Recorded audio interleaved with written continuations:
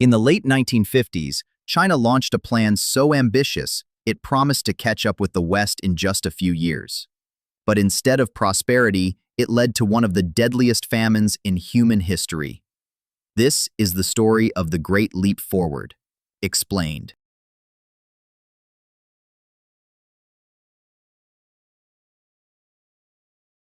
After the Chinese Civil War ended in 1949, Mao Zedong emerged as the leader of a new China, a communist China. But to Mao, victory wasn't enough. He wanted a revolution that would reach into every village, every kitchen, every factory. Inspired by Soviet-style central planning, he envisioned an economic miracle, one that would industrialize China and surpass Britain in steel production within 15 years. In 1958, Mao launched the Great Leap Forward. The goals: mobilize the entire population, collectivize agriculture, build backyard steel furnaces, and massively increase output. The human will was stronger than science or planning, and no one dared to disagree.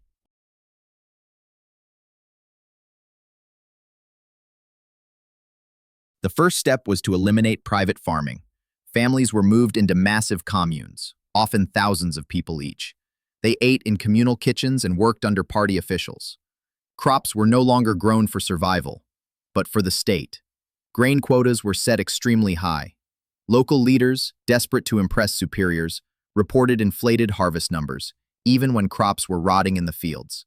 On paper, China looked like it was thriving, but the truth was hidden behind lies.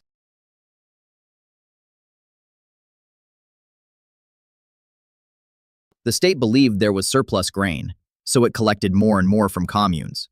As a result, millions were left with nothing. Meanwhile, farmers were pulled off the land to build roads, dams, and useless steel. Scientific farming methods were banned in favor of revolutionary techniques, like planting seeds too close together or plowing too deep. Predictably, crops failed, but no one could speak the truth.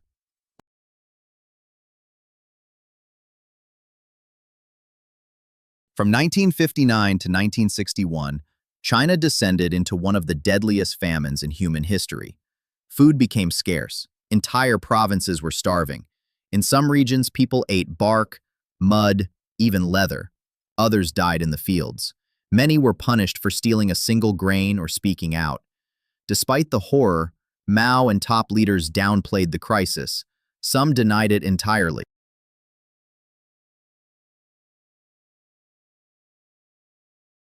As the famine worsened, Mao quietly stepped back from day-to-day control.